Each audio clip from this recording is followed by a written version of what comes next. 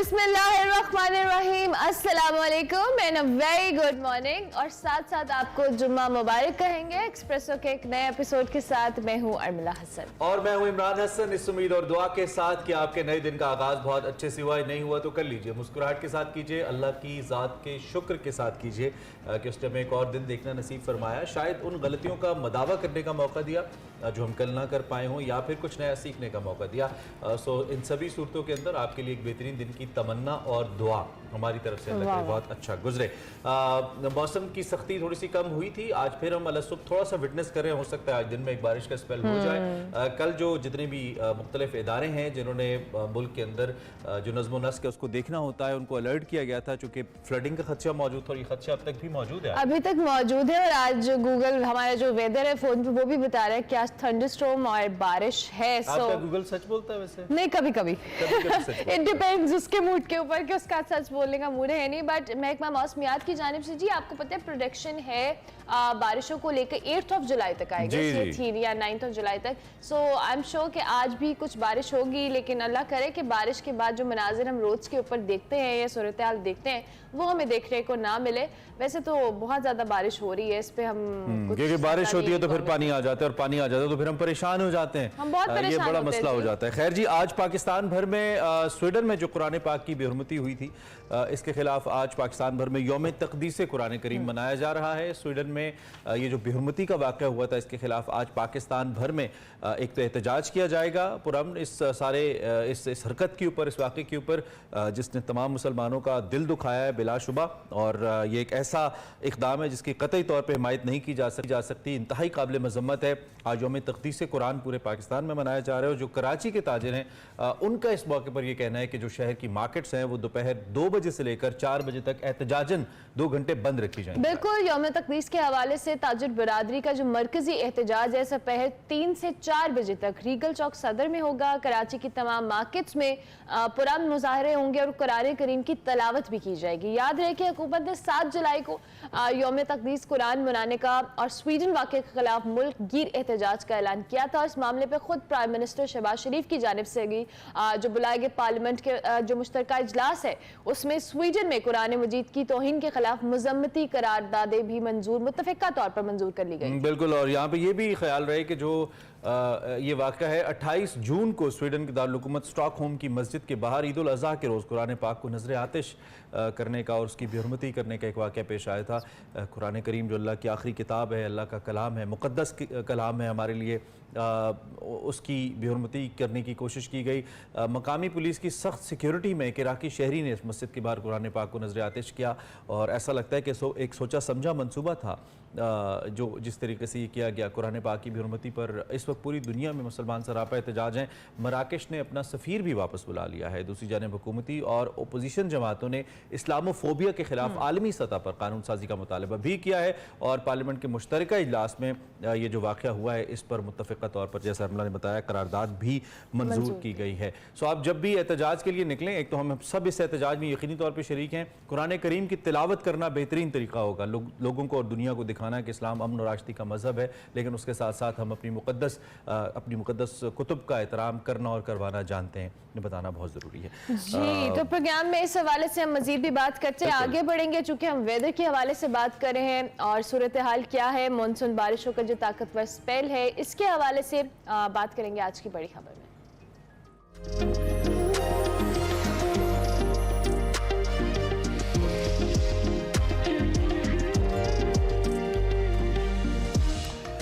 PDMA alert है और मैं भी सोच रहा हूँ अलर्ट हो जाऊँ क्योंकि लाहौर में बड़े लंबे वाले बूट कहाँ से मिलते हैं मुझे? लंडे से। हाँ? कैसे मशवरे दे रही है? शहबाज शरीफ साहब ने लंडे से थोड़ी लिए होंगे या वहाब रियाज ने? तो वो उन्होंने बाहर जाके उस लंडे से लिए। लंडे से लेने में भी कोई हर्ज नहीं है, महंगाई इतनी है, लेकिन दूसरी जाने मशवरा तो ठीक दे रहे। अच्छा, मुल्क भर में जी मानसून बारिशों का जो ताकतवर स्पेल है वो जारी। आपने इनकी बातों में नहीं आना, आपको मैं असल बात बताता हूँ। जो मूसलाधार बारिशें हैं उन्होंने लाहौर समेत पंजाब के कई शहरों में तबाही मचा दी है। अब तक जो इत्तलात है इसके मुताबिक सूबे भर में 2 दिन की बारिशों में 18 अफराद अनफॉर्चुनेटली जाँ बहक हुए हैं। ये बहुत ही अफसोसनाक है, जबकि 25 से ज़ायद अफराद के ज़ख्मी होने की भी इत्तलात हैं। महकमा मौसमियात ने मूसलाधार बारिशों का मज़ीद इम्कान ज़ाहिर किया है और PDMA जो पंजाब का है प्रोविंशियल डिजास्टर मैनेजमेंट अथॉरिटी, इसने मुमकिन सैलाब का हाई अलर्ट भी जारी कर दिया। बिल्कुल, 8 जुलाई से 10 जुलाई तक दरियाए जेहलम, सतलुज, रावी और चनाब में इंतहाई ऊंचे दर्जे के सैलाब का खदशा भी है। तर्जुमान के मुताबिक कि भारत की जानिब से रावी और सतलुज में पानी छोड़े जाने का भी इम्कान है, जिससे सैलाब की खतरात में मजीद इजाफा होगा। जबकि PDMA ने पंजाब के तमाम डेप्यूटी कमिश्नर समेत सूबाई महकमों को हाई अलर्ट भी जारी कर दिया है। इस सिलसिले में तमाम महकमों को इंतजामात मुकम्मल करने की हिदायत की गई है। जबकि कराची में भी अगर बात की जाए तो बादलों की इनिंग्स का आगाज हो गया है। मुख्तलिफ इलाकों में जी बारिश का सिलसिला जारी है और महकमा मौसमियात के मुताबिक 10 जुलाई तक बादल जमकर बरसेंगे। इसी सारी सूरत हाल पे हम बात कर लेते हैं। हमारे साथ मौजूद हैं जी बैरिस्टर असफर अली नासिर साहब, निगरान सूबाई वजीर है housing and public health engineering Punjab के। उनको हम खुशामदीद कहते हैं। बहुत शुक्रिया बैरिस्टर साहब कि आपने हमें ज्वाइन किया।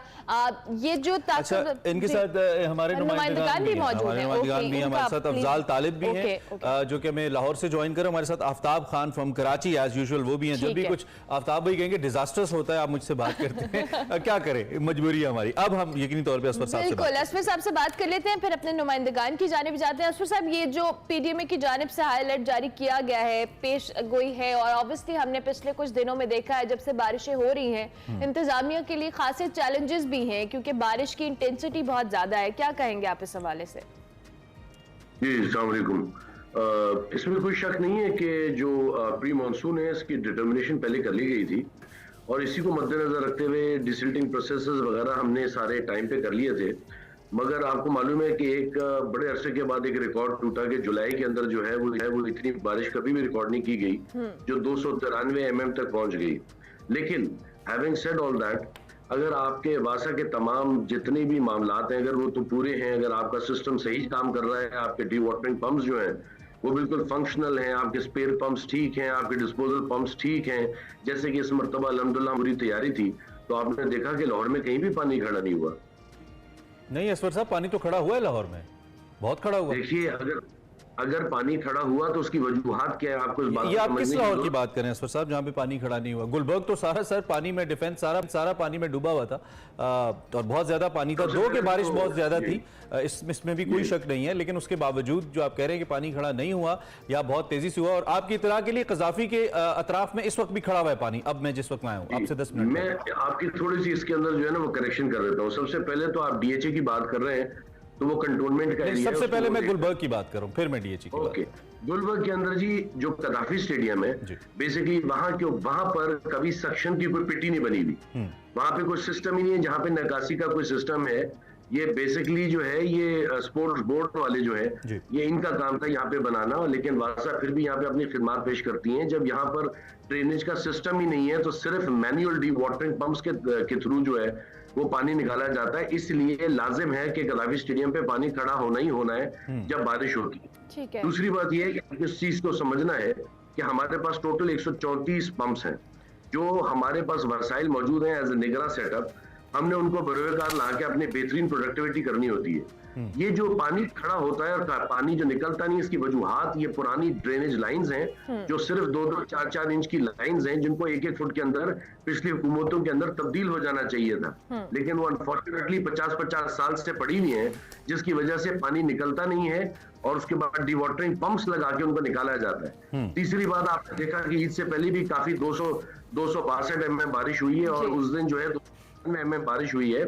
With in 4 hours to 5 hours सारा पानी निकाला गया और जो बकाया पॉन्डिंग्स थी और जो पानी खड़ा हुआ था वो रात तक पानी निकाल लिया गया। तो ये तो वाटरिंग पंप्स के तहत निकल रहा है। अगर वासा का अपना सिस्टम ना चल रहा हो, अगर डिस्पोजल सेंटर्स ना चल, पंप्स ना चल रहे हो, तो ये पानी कैसे निकलता है, ऐसे यकीनी कैसे बनाया जाता है?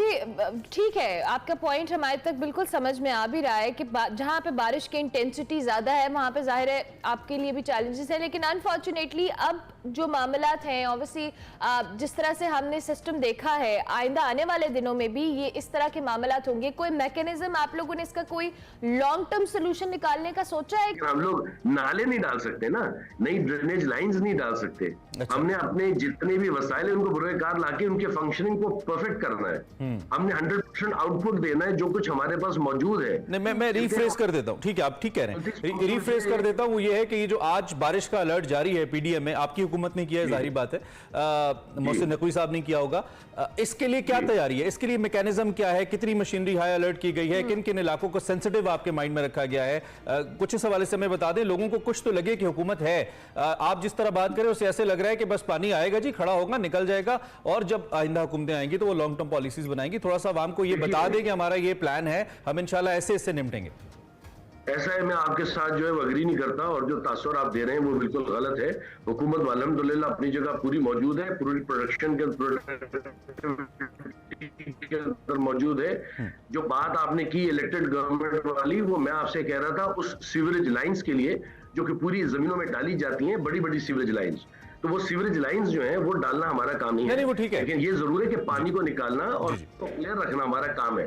आगे जितनी भी इंशाल्लाह बारिश आ रही है उसके लिए 100% तैयार है। मुख्तसरन असफर साहब, कौन से ऐसे एरियाज हैं जो है वो आपने देखा कि तमाम मिनिस्टर्स जो हैं वो ऐसा अनप्रेसिडेंटेड है कि तमाम कैबिनेट, आपको मालूम है 8 वज़रा की कैबिनेट है, और तमाम वज़रा जो थे वो एक्टिव आपको नजर आए रोडों के ऊपर।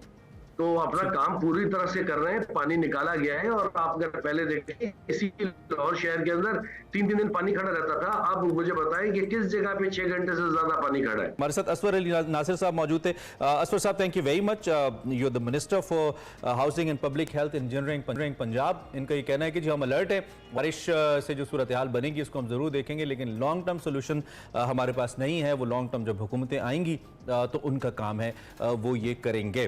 खैर, आपको आगाह रखेंगे, चूंकि हमने शुरू में भी अरमला जिक्र किया था, we have to go to Karachi and Lahore.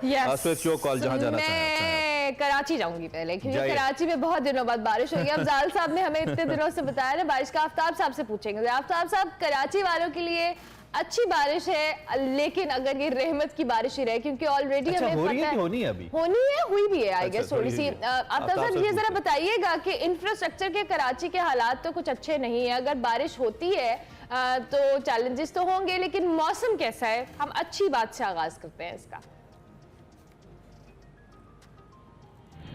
जी बिल्कुल, मौसम जो है कराची का गुज़श्ता 4 से 5 रोज़ पहले जो मौसम था कराची में, शदीद किस्म की हब्स थी, मरतूब मौसम था, और समंदरी हवाएं चूँकि बेशतर वक्त जो है वो मअतल रहती थी, उसकी वजह से गर्मी थी, और पारा जो है वो 37 डिग्री तक भी तजावुज़ कर गया था।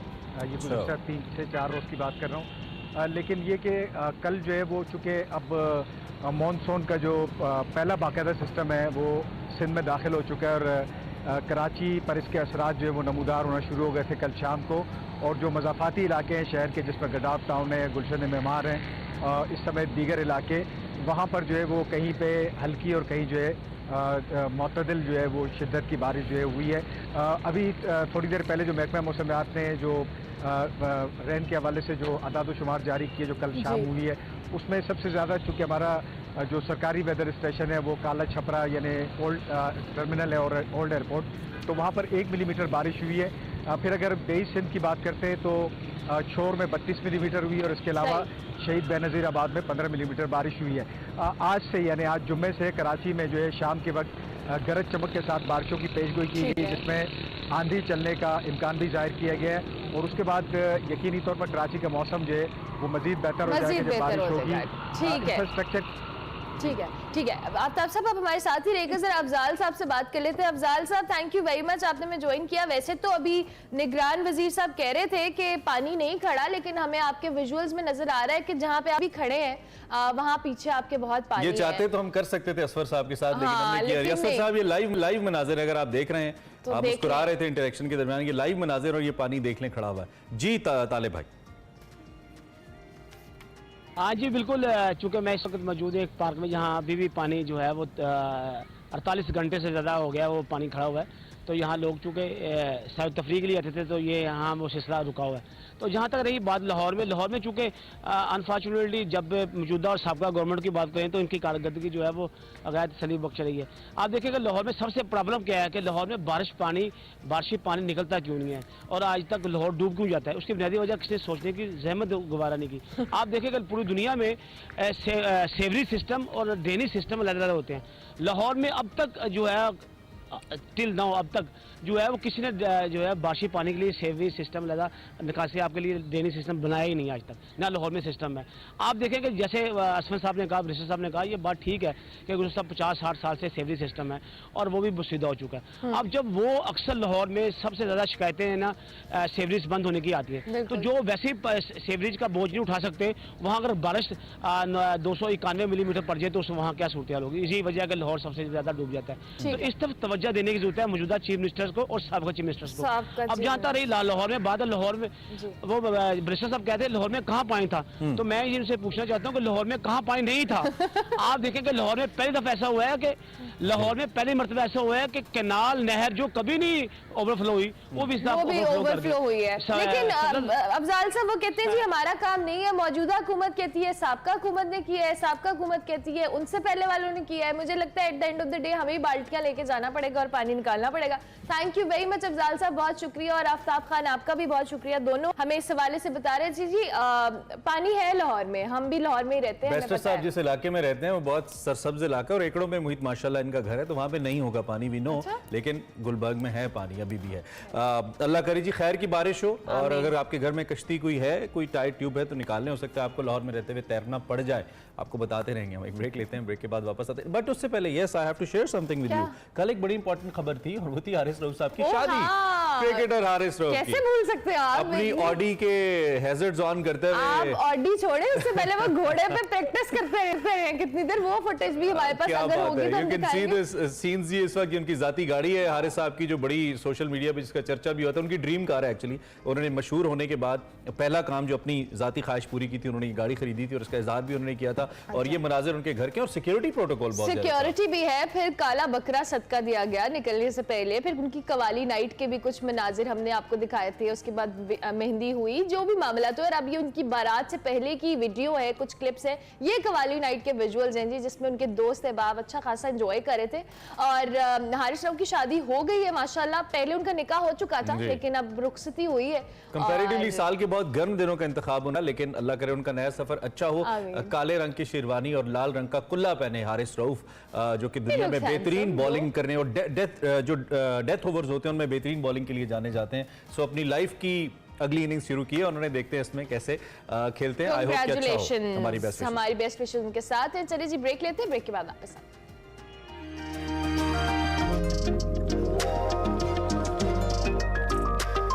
Welcome back to Expresso program में आगे बढ़ें। और जैसा कि हमने आगाज़ में भी जिक्र किया था, स्वीडन में कुरान पाक की बेहुरमती की गई, ये दिलखराश वाक़या हुआ। इसको लेकर आलम इस्लाम के अंदर गम गुस्सा पाया जाता है। आज मुल्क भर में यौम तक़दीस कुरान करीम मनाया जा रहा है, और इसी हवाले से हमने कहा कि हम ज़रूर इस मुक़द्दस और मुतबर्रिक किताब का जिक्र करें, इसकी अहमियत और फिर इसकी अहमियत का जिक्र करें, क्योंकि इस्लाम में तमाम अंबिया कराम अलैहिस्सलाम पर नाजिल होने वाले मुख्तलिफ सहाइफ और कुतुब का एहतराम हर मज़हब के ऊपर लाजिम है। और इस्लाम आखिरी मज़हब होने की हैसियत से, फ्लैगशिप रिलीजन होने की हैसियत से यकीनी तौर पे सभी कुतुब का न सिर्फ उनके एहतराम की तनबीह करता है, बल्कि उनका मुकम्मल जो उनके फ़ज़ाइल हैं उसके साथ साथ उसको ज़िंदगी में शामिल करने की भी कभी दर्स देता है। सो ये जो तहक़ीर और तज़लील है जो हमने देखी है, ये किसी सूरत भी न सिर्फ जायज़ नहीं है बल्कि काबिल कबूल नहीं है। और आज पूरी पाकिस्तानी कौम नमाज जुमा के बाद इस बात का इजहार करने का भी इरादा रखती है, और बिलाशुबा रमला होना भी यही चाहिए। ये जब तक नहीं होगा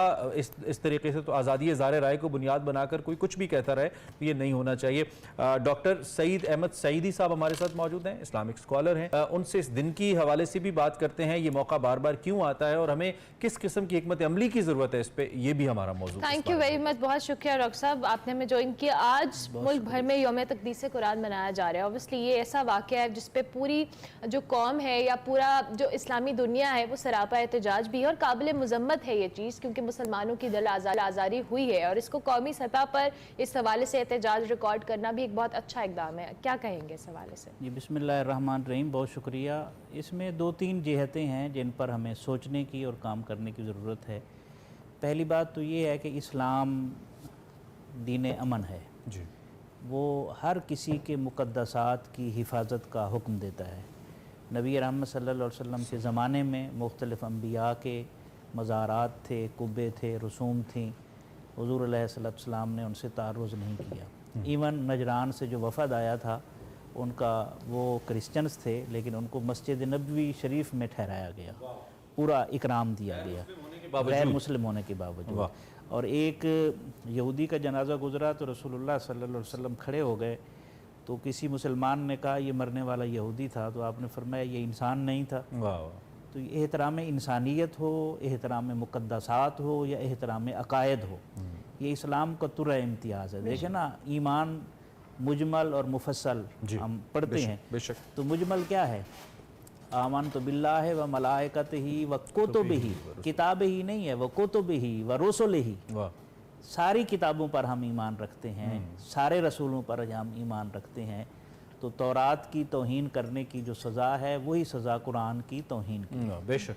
और जो ईसा अलैहिस्सलाम की खुदा न खास्ता अगर तौहीन का इर्तिकाब करे वो दायरा इस्लाम से निकल जाता है, बेशक। उसकी सज़ा भी वही है जो रसूलुल्लाह सल्लल्लाहु अलैहि वसल्लम की तौहीन की सज़ा है। तो इस दीन इस्लाम इस हवाले से तो बिल्कुल क्लियर है और स्पेस भी देता है, एहतराम इंसानियत भी बताता है। तो डॉक्टर साहब, ऐद हाजिर के अंदर एक तो ये वाक़यात बार बार हो जाते हैं, हम उन माशरों को पढ़ा लिखा माशरा भी समझते हैं, तरक्की याफ्ता माशरा भी कहते हैं, लेकिन उन्हीं माशरों से अब जैसे ये जो स्कैंडिनेवियन ममालिक हैं, ये तो दुनिया के अंदर एक इस्तारे हैं ईमानदारी के, सच्चाई के और फिर आज़ादी इज़हार राय, लेकिन उसी आज़ादी इज़हार राय को बुनियाद बनाकर जानबूझकर ऐसे वाक़यात किए जाते हैं जिससे मुसलमानों की दिल आज़ारी हो।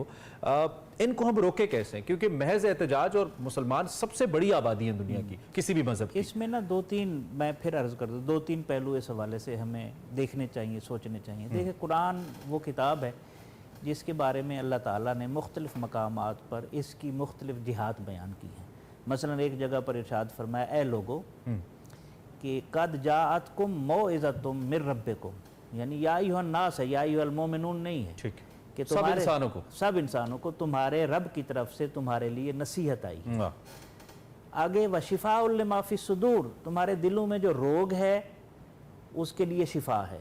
व हुदौ व रहमतुल लिल मोमिनीन, फिर मोमिनों के लिए हिदायत और रहनुमाई, यानी सारे इंसानों को खिताब किया। अच्छा, उसके बाद एक और जिहत इसकी ये है, हमारा रब रब्बुल आलमीन है, हमारे रसूल रहमतुल लिल आलमीन है सल्लल्लाहु अलैहि वसल्लम, और कुरान को अल्लाह ताला ने इन हुवा इल्ला ज़िक्रुल लिल आलमीन, इसे सारे जहानों के लिए नसीहत करार दिया है। यानी ये किताब ऐसी नहीं है जो सिर्फ मुसलमानों की है, इसमें बयान करदा जो साइंसी हकायक है।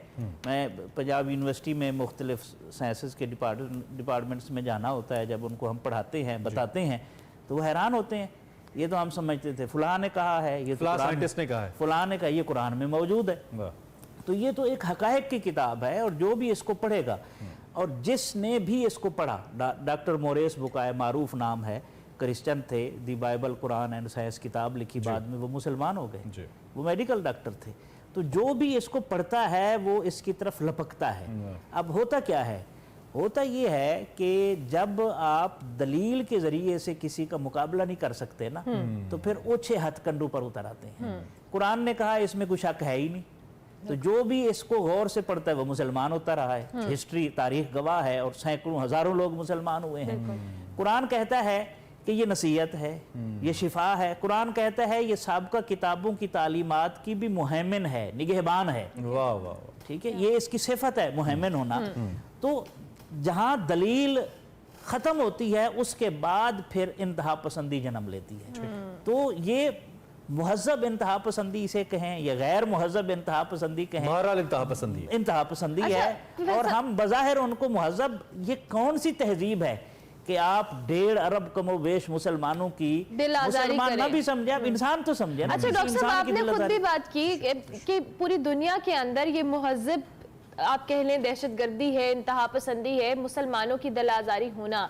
अब हुकूमत पाकिस्तान हो, जहाँ इस्लामोफोबिया हो, हमने इस हवाले से बड़ी आवाज़ उठाई है और बहुत कोशिश भी की है, लेकिन अनफॉर्चुनेटली इस तरह के वाक़यात आए रोज़ होना, स्टेट के ऊपर भी एक रिस्पॉन्सिबिलिटी आती है। आपके नज़दीक किस तरह से इस आवाज़ को ज़्यादा मुअस्सर किया जा सकता है दुनिया के आगे, कैसे वाक़यात ना हो, लोगों के अंदर ये उन्हें समझ हो, इन ममालिक को, कि मुसलमानों की दिल आज़ारी करना, किसी के रिलीजन को इस तरह से एक्सप्लॉइट करना, it's not right and justified. अच्छा, इसमें एक बात की मैं वजाहत कर दूँ, जो मुहज़्ज़ब का लफ्ज़ मैंने बोला, मुहज़्ज़ब दहशतगर्दी ये या इंतहा पसंदी, ये नाम निहाद महजब है। जी जी, बिल्कुल, वो तो उनकी महजब तहजीब कहते है। हैं, हाँ। हालांकि इसका तहजीब तो तहजीब से इनसे- ताल्लुक नहीं है। ताल्लुक नहीं है। और फिर बिलाशुबा। सरकारी सरपरस्ती में पुलिस निगरानी कर रही है और एक बंदा हरकत कर रहा है और 1.5 अरब स्टेट उससे बरी जिम्मा हो रही है। और बिल्कुल। स्टेट मतलब ये तो कोई बात ना होगी ना।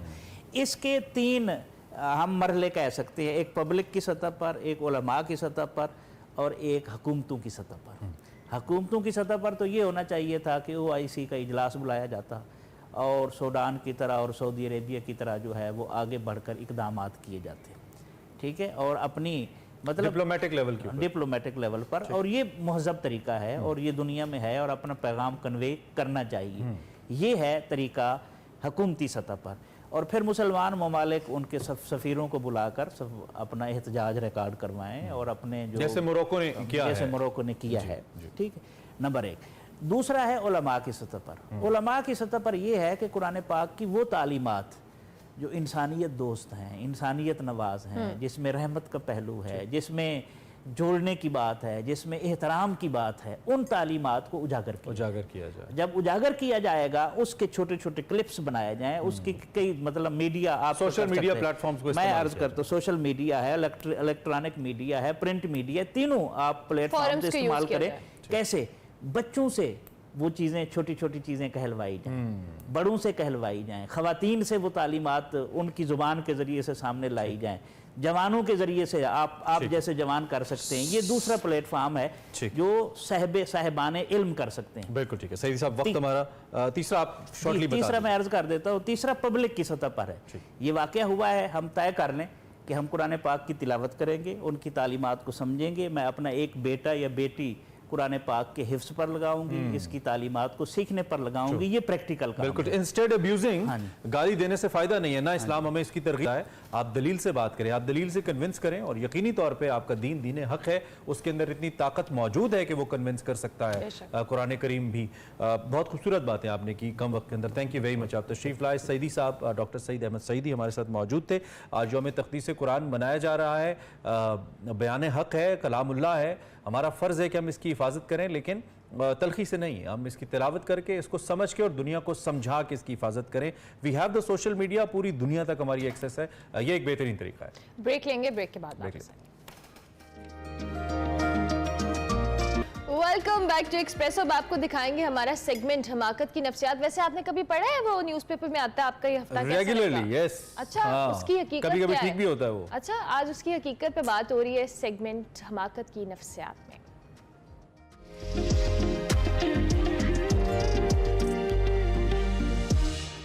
अस्सलाम वालेकुम नाज़रीन, मैं हूं वकार रहमान। आप देख रहे हैं द साइकोलॉजी ऑफ स्टुपिडिटी, यानी हमाकत की नफ्सियात। और आज बहुत ही दिलचस्प मौजू पे बात करनी है। पामिस्ट्री के हवाले से आपने यकीनन आपने भी कई दफ़ा हाथ दिखाने की कोशिश की होगी किसी पामिस्ट को, और अपने मुस्तकबिल के हवाले से जानने की कोशिश की होगी। लड़कपन में मुझे बड़ी अच्छी तरह याद है कि हमें बड़ा शौक़ हुआ करता था अपने मुस्तकबिल के हवाले से जानने का। तो इसको थोड़ा सा देखते हैं कि नफ्सियात और साइंस इसके हवाले से क्या कहती हैं। सबसे पहली बात तो ये है कि ये बड़ी जेनेरिक किस्म की एक स्टेटमेंट्स होती हैं, और मैं आपको एग्जैक्टली वो फैक्ट बताऊंगा कि इस पे जो साइकोलॉजी में या साइंस में जो स्टडीज़ हुई हैं उनका आउटकम क्या निकला, उनका नतीजा क्या निकला। बट उससे पहले, उसकी तरफ जाने से पहले आपको अपने ज़ाती हवाले से बताऊँ कि मुझे खुद बड़ी शौक़ था कि मैं पामिस्ट कोई हो। और आपको मालूम है कि कई लोगों के बारे में ये मशहूर होता है कि वो हाथ बहुत अच्छा देखते हैं और मुस्तकबिल बताते हैं। तो मैंने देखा कि वो कोई कंटेंट जो है, वो जो बातें हैं वो रिपीट होती हैं। मिसाल के तौर पे आपको अगर ये कहा जाए कि आप बहुत हसास हैं, नंबर 1। आपको अगर ये कहा जाए कि आप बहुत दिल के अच्छे हैं, आप हर किसी पे बहुत आसानी के साथ ट्रस्ट कर लेते हैं, लेकिन दूसरे जो है वो आपको धोखा देते हैं, आप बहुत सादा दिल हैं। अच्छा, एक और चीज़ बड़ी इंटरेस्टिंग होती है, वो ये होती है कि बचपन में आप कोई बहुत सख्त बीमार हुए थे।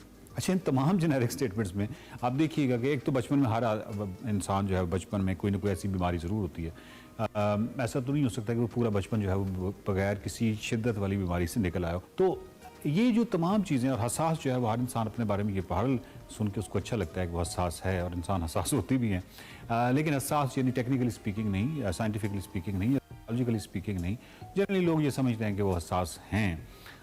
दूसरा ये है कि आप दिल के बहुत अच्छे हैं, तो ये किसको बुरा लगता है, यकीन सब दिल। और दूसरे लोग आपको धोखा देते हैं, डेफिनेटली कंफर्मेशन बायस है। जो आप धोखा दे रहे हैं किसी को, तो वो तो आप रजिस्टर नहीं करेंगे। अच्छा, ये सारी जेनेरिक स्टेटमेंट्स आपको पता है को मिलती रहती है।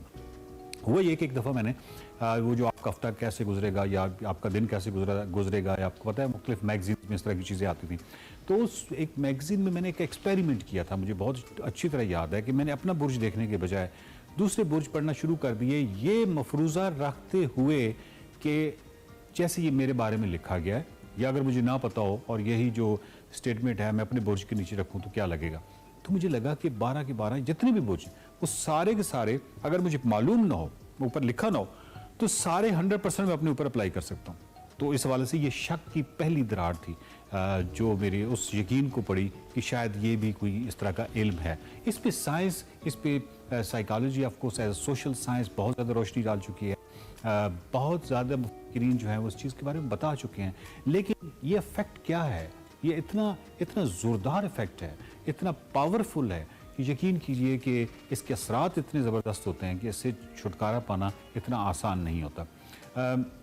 और इसकी एक वजह यह भी है कि हम ईगो सेंट्रिक होते हैं और हम अपने बारे में कोई भी पॉजिटिव चीज़ जो है वो सुनते हुए हमें अच्छा लगता है, और इसमें नेगेटिव जो चीज़ें होती हैं वो कोई बड़ी मासूमाना किस्म की होती हैं कि कभी कभी आप गुस्सा बड़ी जल्दी कर जाते हैं या कुछ इस तरह की ना बहुत ही मासूमाना सी होंगी।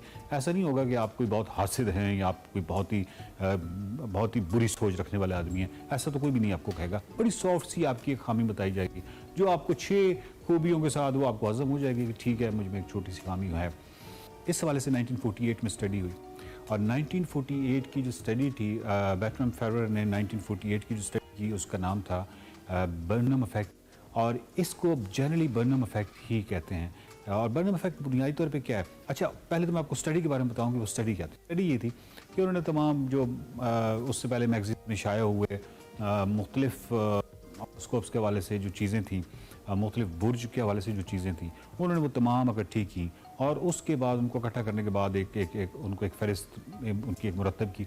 उसके बाद उन्होंने बहुत सारे लोगों को लिख के दिया उनके बारे में और उनको बताया कि एक्चुअली ये मैंने आपके बारे में लिखा है, ये पर्सनल मेरा नोट्स हैं जो कि मैंने आपके बारे में कहे हैं। इस पूरी स्टडी का जो एक्चुअली रिजल्ट आया था वो बहुत कमाल था कि 84% लोगों ने मुकम्मल तौर पे यकीन किया कि हाँ ये जो साहब हैं इन्होंने वाक़यातन स्टडी करके और वाक़यातन ये उन्होंने हमारे बारे में लिखा है, नंबर 1, और नंबर 2 कि ये बिल्कुल ठीक लिखा है। यानी 86% लोगों ने कहा कि ये बिल्कुल दुरुस्त लिखा गया और यकीन भी किया कि उनके बारे में लिखा गया। तो अमेजिंगली कि इसका फैक्ट जो है वो कितना ज़बरदस्त है कि जेनेरिक स्टेटमेंट्स होती हैं, जनरलाइज्ड होती हैं, कोई इस तरह की बात नहीं होती कि आपको फ्यूचर के बारे में जो बताया जाता है तो वही कुछ इस तरह का वेग सा बताया जाता है। वेग सी स्टेटमेंट्स होती हैं, लूज होती हैं। हो सकता है कि आपके बारे में बताया जाए कि पहली शायद जो आपकी शादी होगी वो 35 साल की उम्र में, ये लेकिन इसमें शायद थोड़ी सी आपकी मंगनी मुश्किलात होंगी, लेकिन 40 तक। अच्छा एक तो यह है कि फ्यूचर के बारे में आप जो भी कहते हैं फ्यूचर क्योंकि किसी ने देखा नहीं होता तो उस पर तो आपके पास कोई ऐसी जवाज़ नहीं बनता कोई साइंसी हवाले से या अकली हवाले से कि आप उसको रद्द कर सकें, क्योंकि फ्यूचर तो देखा नहीं हुआ। तो ठीक है वो जो कह रहा है, और लेकिन वो जब फ्यूचर बताते हैं तो उससे पहले वो आपके पास्ट इवेंट्स के बारे में बताते हैं, और पास्ट इवेंट्स की वो कंक्रीट नहीं होता, वही कि बचपन में आप बीमार हुए और इसके अलावा आप हसास बहुत हैं और इसके अलावा आप दिल के बहुत अच्छे हैं और इस तरह की चीज़ें। तो इससे जब आपका ट्रस्ट डेवलप हो जाता है जनरलाइज्ड स्टेटमेंट से जो कि पास्ट से रिलेटेड हैं, तो फिर आपके फ्यूचर के बारे में फिर जो कुछ भी बता दिया जाए तो डेफिनेटली आपने उस पर भी यकीन करना है। सो आपने आइंदा के बाद इस चीज़ को ज़रूर देखना है कि जब भी आप कोई स्टेटमेंट अपने मुतल्लिक पढ़ रहे हो या कोई क्लेम करे कि ये स्टेटमेंट आपसे मुतल्लिका है, तो आपने सिर्फ ये जानना है कि ये बर्नम इफेक्ट तो नहीं है, मैं किसी बर्नम इफेक्ट का शिकार तो नहीं हो रहा। अगर आप ये जान जाएंगे कि हाँ ये बर्नम इफेक्ट है, ये बर्नम इफेक्ट नहीं है, यानी ये सलाहियत पैदा कर लेंगे, तो आप अहमकाना फैसलों से बच जाएंगे। और इससे बढ़ के और क्या फ़ायदा हो सकता है कि हमाकत की नफ्सियात से आप ये सीखें कि हमने अहमकाना फ़ैसलों से कैसे बचना है। और आपने अहमकाना फ़ैसलों से कैसे बचना है, इसके लिए देखते रहिए हमाकत की नफ्सियात।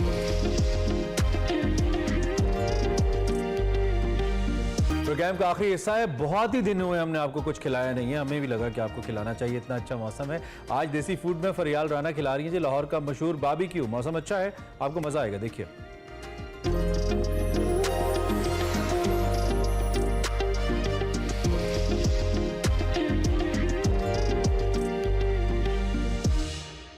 नाजरीन, आज मैं आई हूँ फतेहगढ़ केनाल बैंक सोसाइटी में, जहाँ पर है बिग गुड स्पाइसेस। नाजरीन, इनकी खास बात तो ये है कि ये सब्जी और बारबेक्यू टर्किश स्टाइल में सब्जियों को सौते करके तैयार करते हैं। आइए चलकर देखते हैं कि इनका सर्विंग स्टाइल क्या है और लोगों को यहाँ का टेस्ट कैसा लगता है।